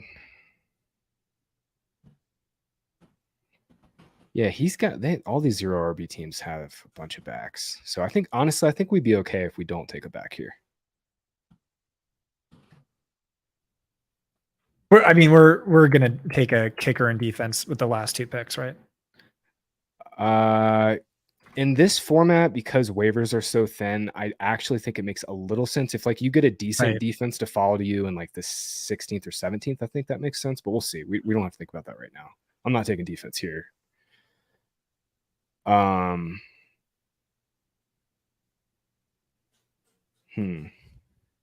you just do a quick Twitter search on Kendre Miller, see what the deal is with his injury, how long he's going to be out for? I haven't seen anything. They said hamstring yesterday, and I haven't seen anything else. So I don't know. Let me look. Wouldn't say if it will impact week 1. It will, dude. He's missed so much time. Yeah, that's tough for a rookie. Yeah. All right. So then the one thing is, let's just take my guy. Yeah, if you want him, get him here, dude. And then we're done at receiver. And because you didn't feel great about Kadarius, where it's like, okay, Yeah. if Kadarius misses the entire fucking season, like, I'm sorry, Justin Ross is better than Sky Moore. It's just No, dude. a Well, matter of time. yeah, no, I'm And completely fine with him here. and I Over know these Abib has been receivers. taking Justin Ross, and I just didn't want that to end our friendship, so I did that for Abib. I'm completely fine with him here for this team. We've got 6 guys that are really 5. I wouldn't say Mims is the 6th, but yeah, I mean pure upside. And now we could also take MVS just in case dude, Andy Reid just stays a donkey. No, we're done on Chiefs receivers after that pick. all right, but fair. it's like okay, Tyler Boyd goes right after him, right? Like 90% chance Tyler Boyd outscores Justin Ross this year, like maybe even higher, maybe it's 95%, but like that 5% chance that Justin Ross does end up being the outside wide receiver 1 for the Chiefs by like week 15 when all the money's trying to, we're trying to win all the money. Like, I mean, that's where for this tournament, like, and you're in your home league and you take, Justin Ross over Tyler Boyd, like go for it. Like, especially true in these big tournaments. Like we're trying to take down top prizes. Like it's like a Tyler Boyd. Yeah, Tyler Boyd and guys like that aren't 99% chance Tyler Boyd outscores Justin Ross. Let's say that's true, but it's like 1% chance that Tyler Boyd is a difference maker because T. Higgins missed a bunch of time last year. Yeah, Tyler Boyd wasn't really that great. Exactly. He didn't do shit, right? So it's like if that 1% chance, right, Justin Ross is a starter for the Chiefs, like he is a fantasy difference maker for sure. Absolutely. Absolutely. And on this team, again, conditional drafting, you're not taking Justin Ross as your wide receiver 5 as like your main depth piece. On this team, it makes a lot of sense. We've got Keenan, who's really consistent. We've got Ayuk, obviously ton of upside. Keenan's going to be a top 6 fantasy wide receiver this year. I feel so good about that. Yeah. I mean, at the very least, like we have the entire Chargers offense, which is fucking awesome. Yeah. We've got the pieces that matter the most for sure. Besides, I'm higher on you. I'm higher than on Mike Williams, but definitely have Keenan higher. We are going to have to nail a few of these late round backs though. So let's think these through because they're going to go here quick. Okay.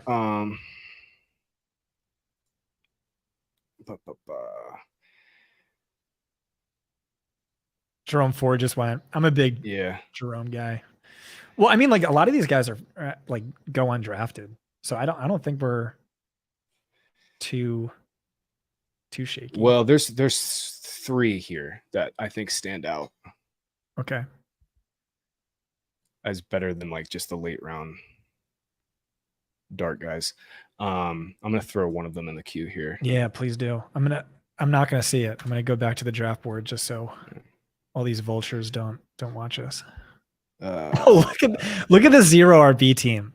I know there's 2 of them down here, dude. It's insane. This Jefferson team is wild.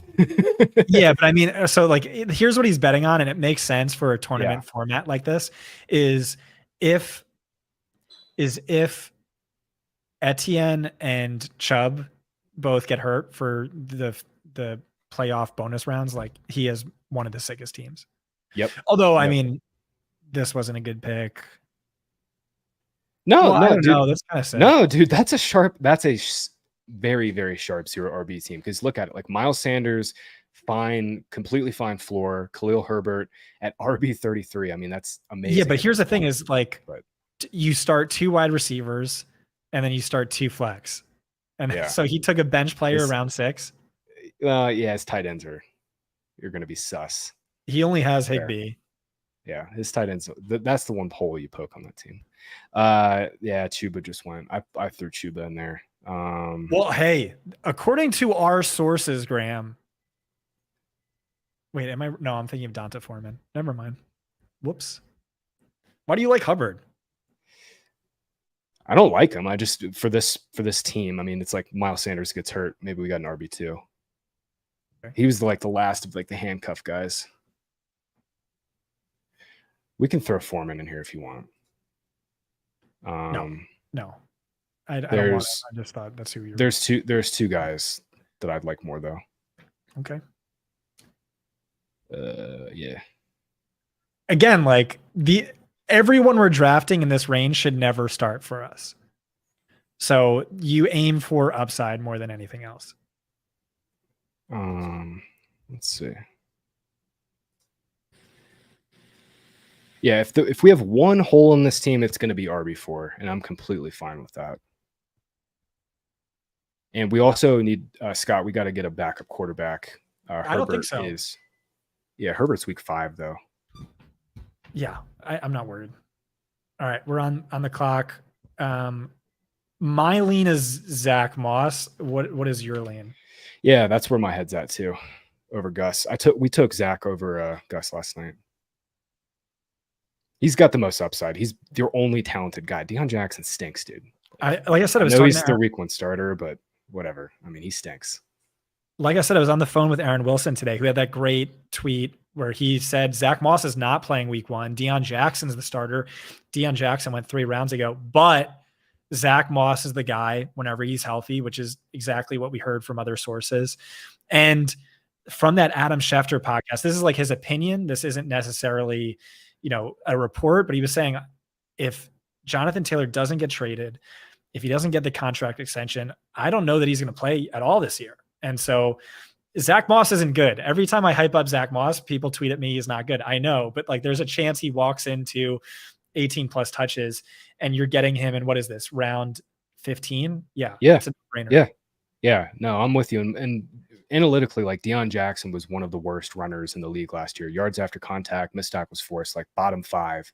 Zach Moss was actually really good. Like small samples, obviously, different team, different scheme, different coaches, but Moss to me is clearly the guy. If JT doesn't come back this year too, man, like Moss could have 150, 180 carries, and we just got him for free. He could have 220. Yeah. And who cares that he misses week 1? Like we have all our starters. We're good. And we have like 5 people who can, start as like way above that. So this is a stacked team. We're really good on depth, and now we aim for upside. If you want Evan Hull and you want to, he was a bell cow in college. Maybe he has more pass catching upside than Moss. You could argue like he does. I could take Evan Hull and Zach Moss. And it's just a bet against Taylor, who you wouldn't let me draft, which was probably smart when you can get these guys so late. Yeah. Well, dude, I just could not take Taylor over Ayuk. Like no, you're right. You were right. You're not right. Doing that. Yeah. I just the allure of. I would have taken if Taylor got to us at what was it, 607 we were at. If Taylor got there, I would have said yeah. But wasn't meant to be. I threw a defense in that we should definitely take if they get there. They might. We'll see. 11 and 12 both have defenses. And 11's got a kicker already. Damn. Wow. Both teams at the corners are honestly super interesting. Look at this team at 12 too. I mean, Kupp, obviously tons of upside, but man, he might be starting Dubs as wide receiver too. I think we got a question a second ago. Is this tight end premium? Yes. That's why you're seeing all these tight ends go so early. Full point PPR to receivers, running backs, half point, full PPR plus an extra half point to tight ends. I said that poorly. 1.5 points to tight ends. He took 2 defenses and wasn't one of them. Scott, there's one. They just went. There you go. Who muted me? I don't think I put myself on mute. I think Trey muted me. Did he? Oh man, he was sick of hearing you. I guess that's right. I was talking over you too much.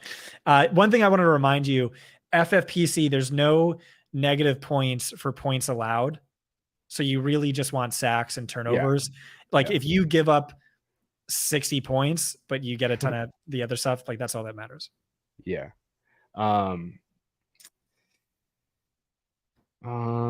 We could, I don't know if I love let's just look at the position by position. I don't want any of these tight ends. I don't want to back up. Sorry, not sorry. Tight ends. Do we want to handcuff our tight end? Probably not. Zach we're good Ertz, on tight end. We're good on tight end. maybe. Well, I mean, it's just like, oh, I actually like Logan Thomas. We can save him. No, he's healthy, dude.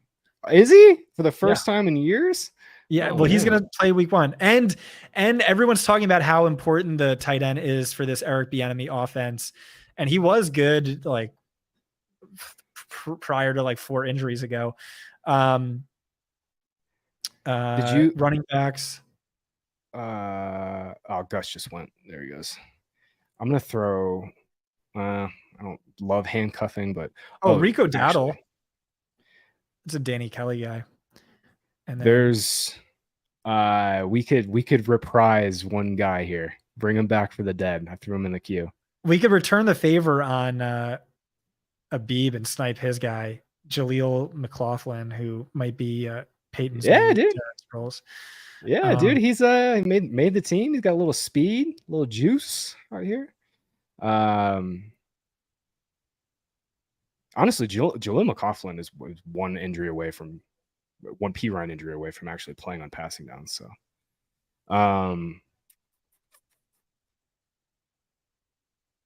yeah, damn. I was gonna say Saints defense is the one. They have anybody listening, Saints defense has like a super, super easy early season schedule. The entire year. Yeah, the easiest quarterback schedule by far. Scott. Abib takes them every draft. Yep. Deontay Foreman or CEH. Neither. Well, I mean, dude, what other backs are we getting here? We could go Jets defense. I like go Jets D. I mean, yeah, I think I want Jets D. If you're okay with that. Yeah, let's do Jets D. They might honestly lead the league in sacks this year. Tough schedule, but great defense. And then I'm down with whatever for our last 4 picks. Get a kicker. Oh, dude, you want to go full Charger stack? We can get Cam Dicker, the kicker. Oh, baby. Oh, baby. We can get all the kicker points too. Look at that. Is that smart though? Because then you, it's kind of negatively correlated for sure. Theoretically, it raises your floor.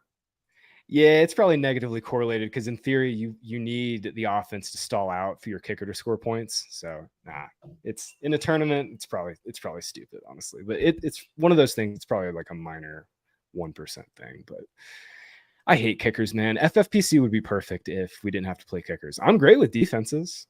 I'm good with defenses, but I hate kickers. I mean, is there like a no-brainer kicker to take so we just don't have to think about it all year? There's one, yeah. My God. Finally, someone said it. What's that? That's on me. I always forget to, I like zoom out so much. Yeah. How's that? Is that easier to see? All right. I'm going to pee really quick, Graham, just in case I'm not back in time. I got you. All right. Thank you. Yeah, I got you. Wrapping up the draft here. A bunch of defenses going. We'll get some kickers on the 17th.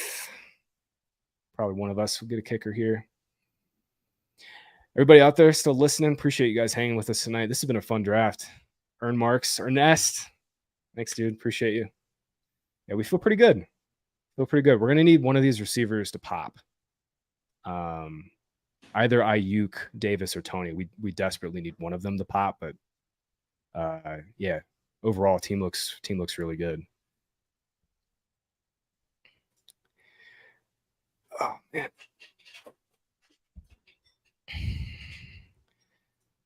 I'm gonna throw some kickers in here.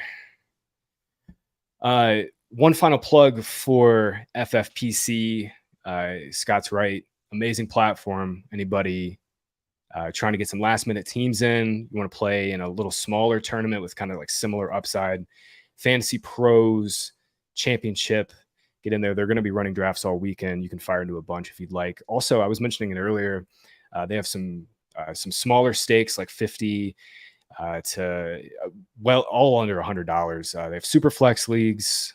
Get in there, promo code points, and you can save $25 for your drafts this weekend.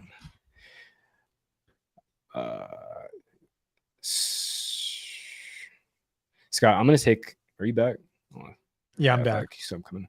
I'm going to take all these receivers out of the queue. We don't need another receiver. Yeah, let me just look to see if there's anyone I want to keep up for. You can leave.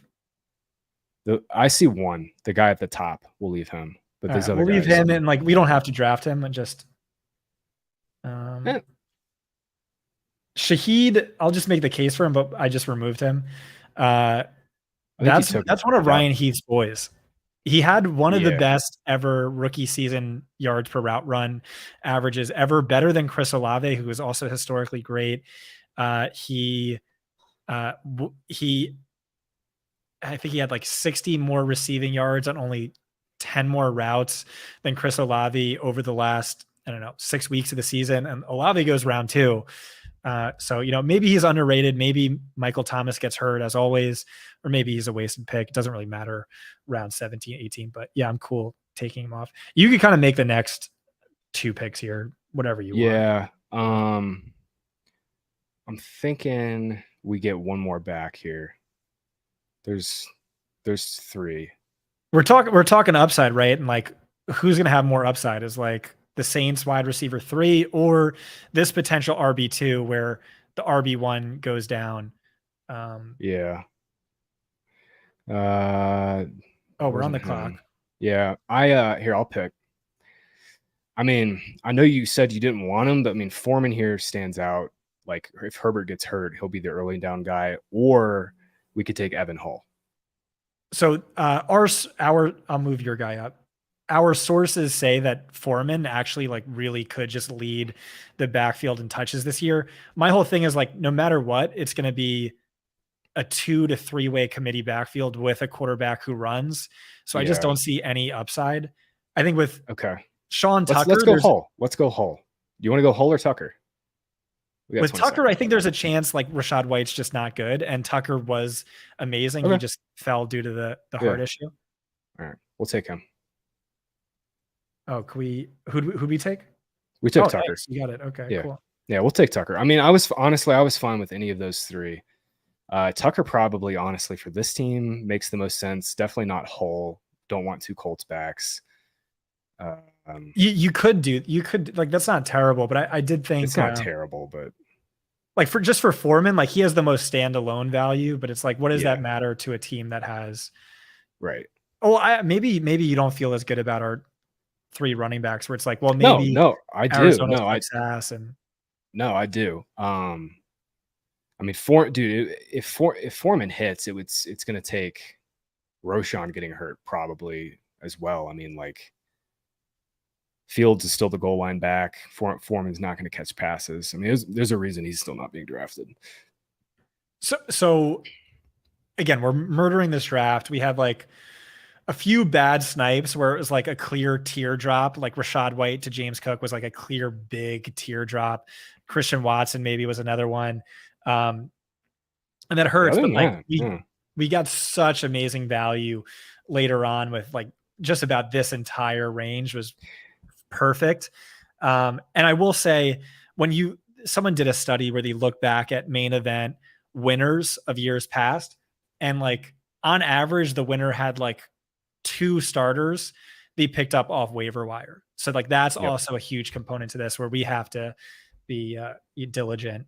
And like just about all these guys are going to be worthless for 90% of teams. Yeah. And this is a 20-round draft. So, any of these deep drafts like this, the waiver wire is going to be pretty thin. So early in the year, you got to get aggressive. I'm definitely a big believer in spending your fab early, especially on backs. Last year was like a historically awful year for receivers. Remember that? Like there was literally no one on the waiver wire that like kind of pops. Like maybe Zay Jones was on the waiver wire in a lot of leagues. But by and large, I mean, it was a really bad year for late round receivers and waiver wire receivers. Yeah. And like in years past, there were some amazing waiver wire home run, like Amon-Ra St. Brown, his rookie season, AJ Brown, his rookie season, Antonio Brown, the one year he missed just about the entire season, but then had like 3 straight 100-yard games to close out. And then also Brashad Perriman the year before that, DJ Chark, his sophomore season. Chark was great off the waiver wire his rookie year, sophomore year. All right, let's go kicker here, and then we'll save last round picks. Because if we don't go kicker here, there's one guy I really want who's got a late buy. With kickers, I know I was bitching about it. Everybody bitches about kickers. There's obviously ways to game it. I always try to target top 5 by projection, top 5 by offense, and then I really want late buys just to like not mess with it. There's one guy here that will take. I have no kicker take, so whoever you want. Yeah, dude, it's the worst. We'll hide it. I'll put up the draft board. Right. Who's the Raiders kicker? Did he go? Carlson, Daniel Carlson. He's fine. He's just got kind of an early-ish buy. Well, who were the top scorers? Poor Ryan Heath wrote like 3,000 words on kickers. Oh gosh. I mean, he's like one of the best articles I ever read, but it was about kickers. So I know, dude. That's why we love him. That's why we love him. Jason Myers was the top kicker last year. Then I think Justin Tucker, and then Carlson. Well, Daniel Carlson had 10 50-plus field goals last year. Yeah, it's not happening again. But he only had 3 from 40 to 49. That's insane. Yeah, it's not happening. I actually don't know how these score kickers, so I honestly have no idea who the best picks are. But we're on deck, and now we're on the clock. All right, surprise me. Who's our kicker? Tyler Bass. He's usually a top 6 guy every year. He's got a super late buy. Typically with kickers too, like I do think defense matters a little bit. Like you definitely want to get the ball in good field position. Bills have a great defense. I love Tyler Bass. He's been my main target in kicker leagues. Late buy, like I said, 13th, week 13 buy. But so that's the other thing for this guy that we kind of neglected to talk about. It didn't really matter for our team, just the way the buys shook out. But the regular season ends in week 12 in these big tournaments in FFPC. It does change the strategy a little bit. Like you definitely don't want to load up on a bunch of week 13 buy guys, right? Like probably don't want to have a ton of Bills, Ravens, and Giants like all together on the same team. Oh, we have Andrews. We have none. Yeah, we just James have Andrews. Conner, Gabe. Yeah, that's not bad. We have Andrews. We have the one that concerns me is Gabe potentially, ironically, because our receivers might be trash by then. But that's the one thing, Scott, that we're gonna have to be good on the waiver wire this year is receivers. For sure. That's the 1 week spot. Well, I mean our team is set up for that, where we have a bunch of guys who like we can feel fine cutting, where it's like a bet on we'll know by week 3, week 5 what to do with them. And that's exactly what we should be doing with our next 2 picks. So like you look at our queue and it's like Logan Thomas, we'll know right away. If he gets 6+ targets in week 1, right, he's a keeper. If he's splitting time with what's his name? Cole Turner. Yeah. He's starting to get steamed a little bit. I don't know about that one. Or if Evan Hull's gone, or if Zach Ertz he splits any time with Trey McBride, he's dust. If Chris Evans is like a 20% snap share guy or less, actually he's fine as a handcuff, right? Is it him or Travion? So Bengals beats have been saying Evans won the 3rd down role, but Williams was that guy before he got hurt. I've been taking stabs on Chris Evans like late in best ball. Like we could maybe he would make sense here. Honestly, both of them would kind of make sense on this team. I'm looking at receivers. There's nothing left. I mean, I don't think any of these guys are worth drafting. So what we could do, Scott, is take a second defense because the Jets play the Bills week 1. Oh, I don't hate that. And then you just drop them. But the one I wanted, did they get taken already? Where are they? Yeah, well, talk to me about week 1 matchups. Hold on. Yeah, they did get taken. Damn. Washington defense was going to be the one. They get the Cardinals week 1. Josh Dobbs just got with the team. Well, who plays the Texans? Who plays the Buccaneers? Baltimore. Baltimore plays the Texans. They went defense 5. And who's the other team? Buccaneers. Vikings. Yeah, Vikings. Yeah. Vikings are there. Vikings defense sucks, though. I know, exactly. I'd rather start Jets D. Yeah, but it's Baker Mayfield. Hey, no, you're right. Oh, and again, you don't get negative points for points allowed. So yeah, I know. The other one is Jags D. Anthony Richardson could throw picks, but I think I'd rather start Jets too, actually. Or Broncos. Play the Raiders. Yeah, I'm just gonna bet on the Jets. I think, yeah. I don't know. I mean, worst case scenario, it's a fucking defense. Who cares, right? Yeah, but in this format, it kind of actually does make sometimes some sense to hold too. Let's let me look. Broncos, Raiders. Yeah. The thing is, the Jets have a really tough early season schedule. You and I were talking about that with Rich Rebar. I mean, it's brutal. Like they play Bills, Cowboys, Patriots. Week 3 is great, but then they play. I just think they're like guaranteed a top 3 defense. Dude, so like, yeah. I mean, I'm I'm 100% with you. Yeah, I'm 100%. All right, so we're on the clock. My lean would be, again, remember, like we want to know week 1 what's happening, and so like Dowdle, if he's like 80% Zeke and it's like a committee between Pollard, we'll know right away. And then Logan Thomas is like, it's either him or Chris Evans. It's one of the two backs. I'll take Dowdle. Take Dowdle. Yeah, it's one of the two backs. All right, you could surprise me with their last pick. I'm gonna just go to the draft board. All right. Great team, dude. This is a lot of fun. Great room too. Everybody, I don't know if anybody was hanging with us, but anybody was. Great room. Really sharp, quick draft too for a 20-round draft as far as that goes. Cam Dicker goes, baby. Look at him. Hey. Dicker the kicker. Just looking around here. I don't feel bad about missing on any of these late round wide receivers. We haven't taken one since the 14th with Justin Ross, but I'm just looking. For our team, maybe there's one, Michael Wilson, who would have made a little sense. But bro, look at this fucking team. Look at like all the wide receivers, and their wide receivers suck ass compared to ours, who we got so much later. There's so many teams like that. Well, so for our league, I mean, obviously the 69ers have like that insane team, but then look at team 2, dude. They're going to be starting Deontay Johnson and Elijah Moore at receiver. There's some teams that have some weak receiver rooms. I don't think we're weak anywhere, honestly. The one hole I'll poke is our receiver depth. Like if Gabe and Tony are, like last year's Gabe and Tony, then we might be in the. I don't see that happening. One of them will hit. I feel Gabe is going to be who he was drafted to be last year, and Tony has that theoretical upside. Jefferson has that high floor.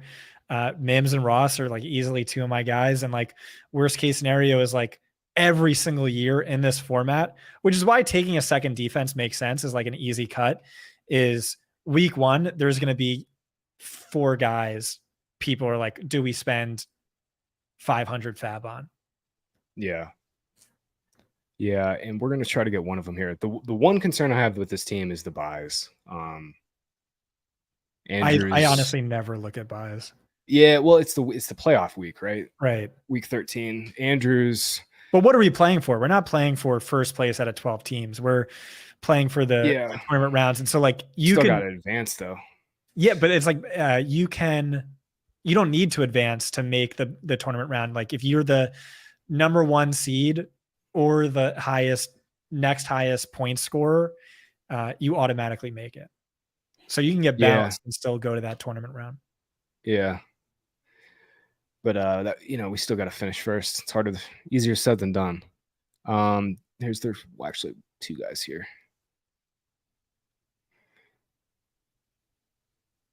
Or I'll put them in here too. Noise.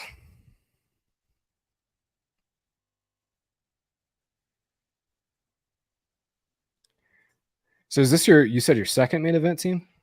Yeah, the other one was co-owned by me, Abib, and Theo Grandma. I can't pronounce his last name. I'm too drunk. I know. Yeah, I know you're talking about. What did you guys get?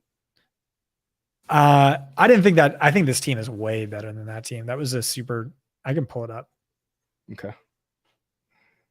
Super zero RB team. Didn't really get a lot of my guys. Kept getting sniped on my guys.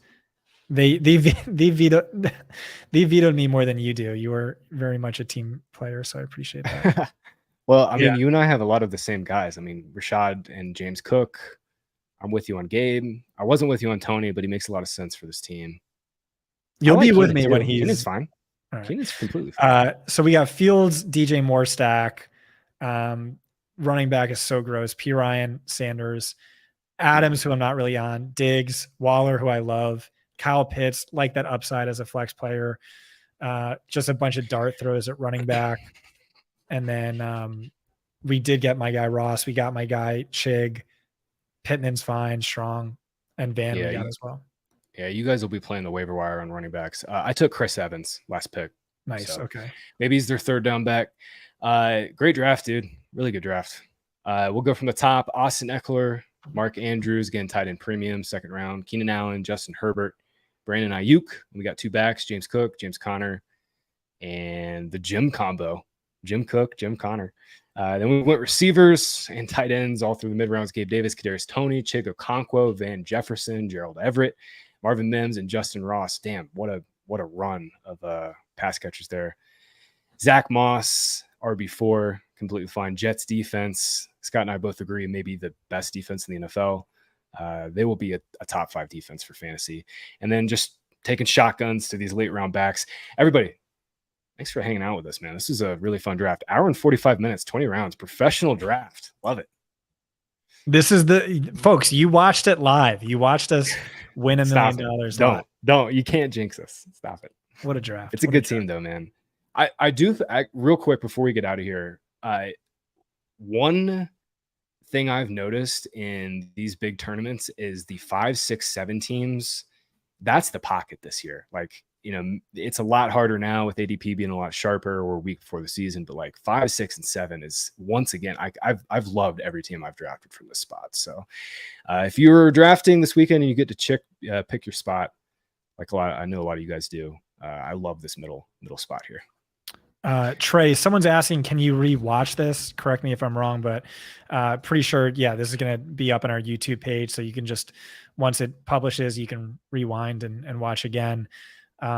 Thanks for joining us. Thought we did a great job. Thought we have an amazing team. And we're quite the team, Graham, you and I. And so I'm excited to go to Vegas and party it up once we both get 500K each. Dude, it's going to be great. I can't wait. All right. Well, thanks for joining us. We're taking off.